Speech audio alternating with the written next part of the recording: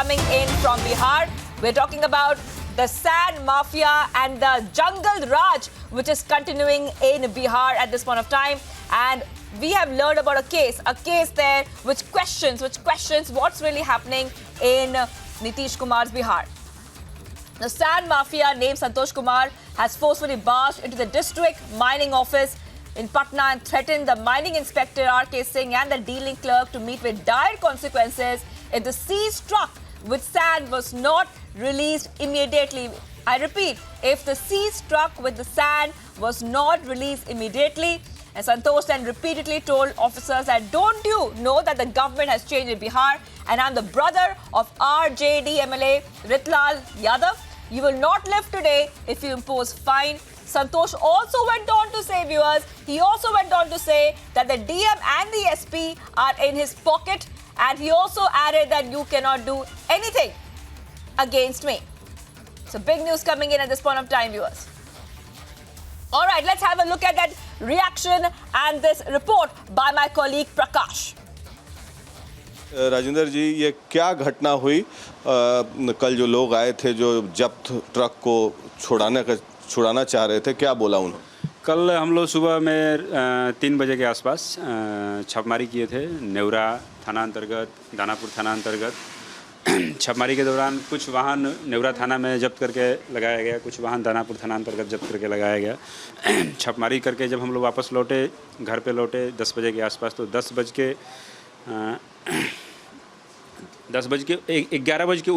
पे ये 94 318 79 395 से मेरे इसी नंबर पे, पर्सनल नंबर पे फ़ोन आया कि हम रितलाल यादव के भाई बोल रहे हैं। बोले जी, बोला जाए। हाँ, तो कैसे गाड़ी पकड़ लिए? गाड़ी ओवरलोड था, गाड़ी पकड़ लिए। गाड़ी पकड़ना मेरा काम है, तो शाम को आप ठीक नहीं रहिएगा।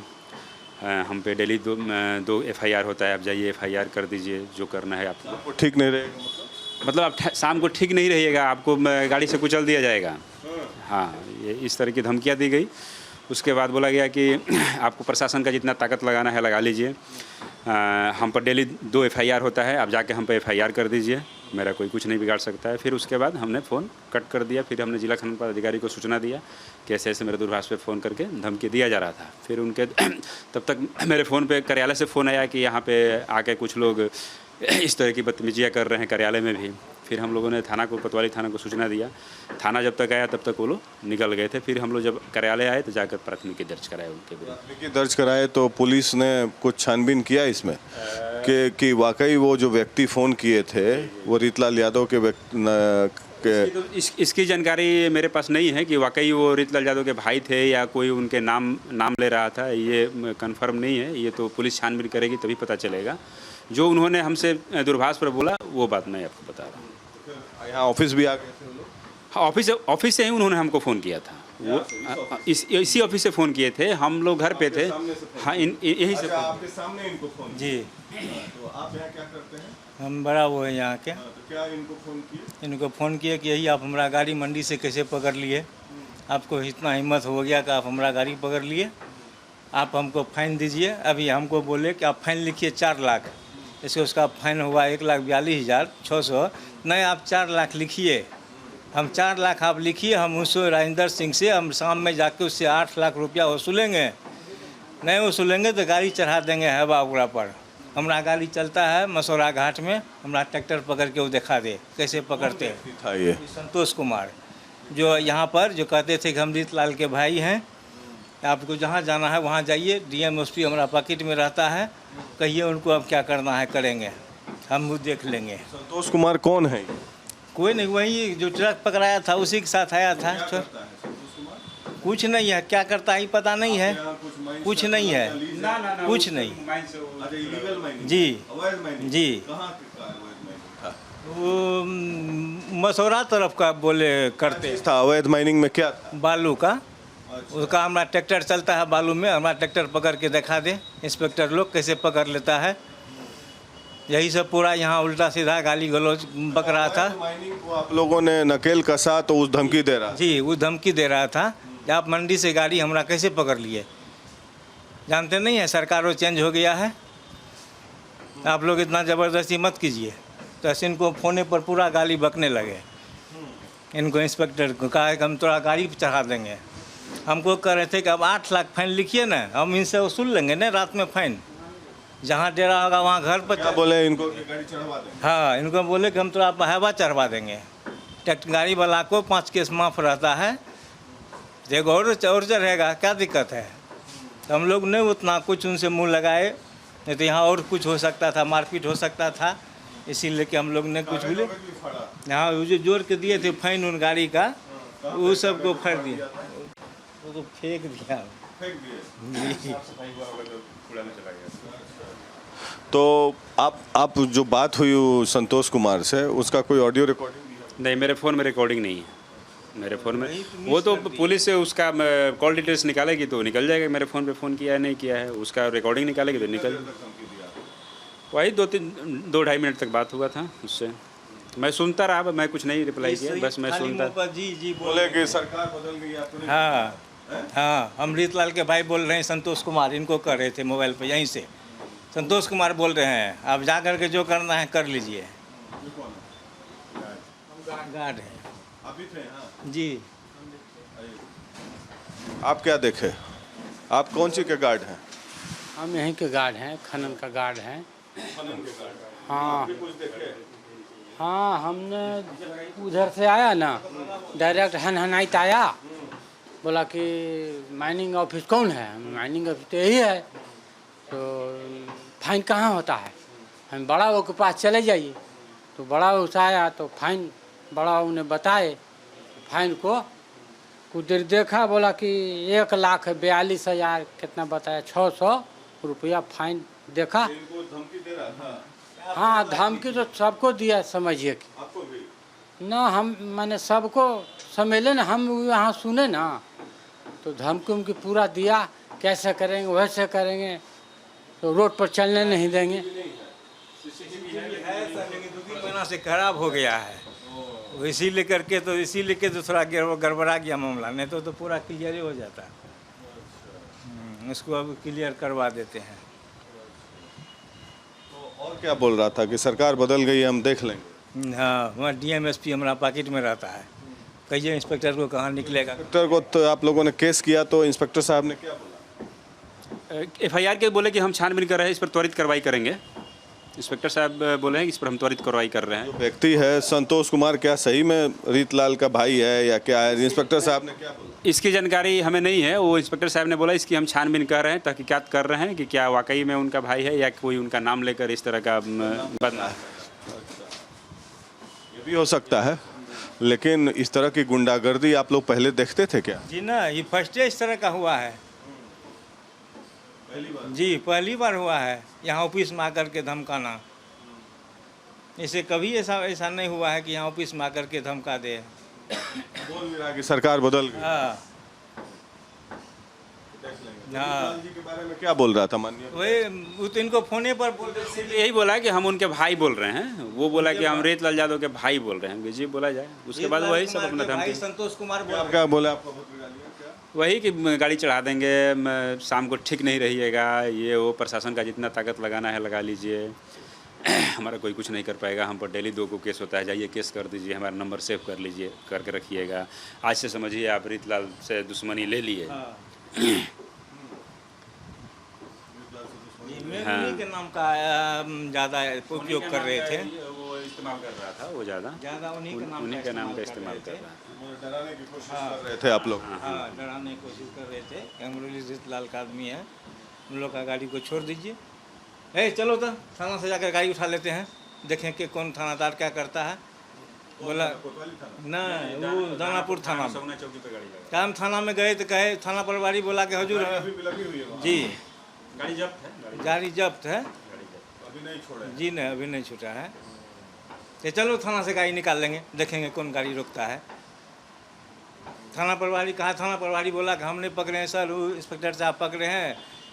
तो जो कहा हमने पकड़े हैं, माइनिंग ऑफिस का थाना में है। जिन माइनिंग का थाना नहीं रहता है, हम लोग जो नज़दीकी थाना रहता है ना, उसको सुपुर्द कर देते हैं। सुपुर्द कर देते हैं, सुरक्षार्थ उसको सुपुर्द कर देते हैं। हमारे यहाँ से फाइन जमा करा के जाता है, फिर हम लोग रिलीजिंग ऑर्डर देते हैं, फिर थाना उसको मिला के गाड़ी थाना में है गाड़ी? दानापुर थाना अंतर्गत। ये थे माइनिंग ऑफिसर राजेंद्र प्रसाद सिंह और आपका नाम सर? अरुण कुमार, जो बड़ा बाबू हैं यहाँ पर, इनसे बदतमीज़ी की गई। अब संतोष कुमार नाम के एक व्यक्ति हैं जो कि अवैध माइनिंग में लिप्त हैं और उनकी गाड़ी पकड़ी गई। वो नाम ले रहे थे विधायक, राजद के विधायक रीतलाल यादव का, कि उनके भाई हैं, धमकी दे रहे थे कि सरकार बदल गई है। और ये लोग दोनों अधिकारी बता रहे हैं कि ये पहली बार ऐसी घटना हुई है कई वर्षों बाद, मतलब ऐसे पहले तो कोई घटना नहीं हुई थी। तो ये देखिए गुंडा राज का आगाज है। ये एक तरीके से अपराधियों का मनोबल किस तरीके से बढ़ा हुआ है, ये जीता जागता उदाहरण है। ये दो अधिकारी जो हैं भयभीत हैं। आप लोग डरे भी हुए हैं? बिल्कुल बिल्कुल हुए हैं। कल कार्यालय से फ़ोन आया, सभी लोग डरे हुए थे यहाँ, चूँकि माइनिंग अफसर हमारे कोर्ट में गए हुए थे किसी काम से। हम लोग छापेमारी करके आए थे तो घर पे थे, इसलिए सारे लोग यहाँ डरे हुए थे। फिर हम लोग आए तो फिर जाके विधिवत प्राथमिकी दर्ज कराए। रीतलाल का नाम ले रहा था जी नहीं, मतलब सड़क पर चलते हैं, कहीं कुछ कर देगा तो वही दिक्कत, यही डर होता है। वो लोग सड़क पर का आदमी है, हम लोग सरकारी आदमी हैं, रास्ते में कहीं कुछ कर दे तो यही सब एगो डर बना रहता है। सरकार से क्या अपेक्षा है? अब तो अब अपेक्षा रखते हैं कि अब हम लोग का अथी किया जाए, सुरक्षा। ये मामला फिर दोबारा ऐसा घटना नहीं घटे। माइंस मिनिस्टर को भी कंप्लेन करेंगे आप जो रामानंद यादव जी हैं? जी वो तो पता माइनिंग साहब अपने स्तर से उसको आगे सूचना देंगे। माइनिंग ऑफिसर अपने स्तर से बढ़िया। You just heard that exclusive news break of Republic TV from Bihar, and we also showed you that truck which was seized. And in fact, remember that mafia said that the mining inspector and the dealing clerk will meet with dire consequences if the seized truck with the sand was not immediately released. And those are the visuals of the truck you see there on your screen. While Nitish remains silent on the threat by mining mafia. My colleague Prakash also spoke to Sushil Modi. Let's listen in to that reaction. SDO का office है, उसी के ऊपर mining का दफ्तर है। वहाँ पर अपराधी घुस जाते हैं, धमकी देते हैं, बोलते हैं डीएम एसपी पॉकेट में। देखिए, एक और कार्तिकेय सिंह, उनके जो गुर्गे हैं वो जेल के अंदर जाकर और राजू सिंह को धमकी देते कि तुम कॉम्प्रोमाइज़ कर लो, और पुलिस कोई कार्रवाई नहीं कर पाती है। और देखिए, लालू और बालू का संबंध बहुत पुराना है, और बिहार में जितने बालू माफिया, ये सारे के सारे लालू परिवार से जुड़े हुए हैं। और अब तो मंत्री बन गए उन्हीं के, रामानंद यादव माइंस के मिनिस्टर बालू के मंत्री हैं। तो राजद के बड़ी संख्या में विधायक हैं जो बालू का अवैध व्यापार करते हैं, बालू का कारोबार करते हैं। और वो लोगों की अब चलती हो गई कि अब तो मंत्री हमारे अपने बन गए, और नहीं तो रीतलाल यादव के भाई की इतनी हिम्मत होती। और कल रीतलाल यादव ये बयान देंगे कि गलत है, मेरा भाई नहीं था। लेकिन ये सारे इस तरह के तत्व हैं कि जिनको कोई परवाह नहीं है सरकार की।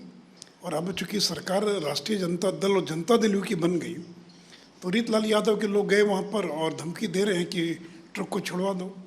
तो आगे आने वाले दिन में और कई घटनाएं इस प्रकार की होंगी। और देखिए, ये जो बालू माफिया है, सबसे बड़े बालू माफिया सुभाष यादव, जिनके यहाँ पिछले दिनों 2 साल पहले इनकम टैक्स का रेड हुआ था। एक बालू माफिया है अरुण यादव, जो जनता राजद के एक्स एमएलए हैं, और बलात्कार के मामले में वो भोजपुर जिले के अंदर अस्पताल के अंदर दरबार लगा रहे हैं और वहीं से चालान कट रहा है। तो ये तो अपन लोगों की मौज मस्ती हो गई, सरकार इनकी बन गई और बालू मंत्रालय तो मिल गया राष्ट्रीय जनता दल के विधायक श्री रामानंद यादव को। तो आगे आने वाले दिन में और इस प्रकार की घटनाएं सामने आएंगी। अब तो कोई रोक नहीं सकता है। पहले भी बालू का अवैध कारोबार होता था, अब तो और बड़ी मात्रा में बालू का अवैध कारोबार। मैंने मोदी जी इन ऑफिसर से बात किया, माइनिंग ऑफिसर्स, वहाँ के डीलिंग क्लर्क और होमगार्ड जवान जो कि सुरक्षा के लिए तैनात है। वो जैसे ही रीतलाल यादव का नाम सुना, सब अब डरे हुए हैं कि हम लोग राह चलते चलेंगे, कुचल देने की धमकी दी गई है, मार देने की धमकी दी गई है। वो डरे हुए हैं। देखिए, बहुत स्वाभाविक का डर, चूँकि टेरर है वो जिस प्रकार का आतंक है, तो राष्ट्रीय जनता दल में ऐसे 7-8 और विधायक हैं जो अपने अपने इलाके में आतंक है। All right, I'm going to quickly go across to Prakash Singh. Prakash, we saw the exclusive news break that you got for us, and it really raises a lot of questions right now about the law and order situation in the state of Bihar. Prakash.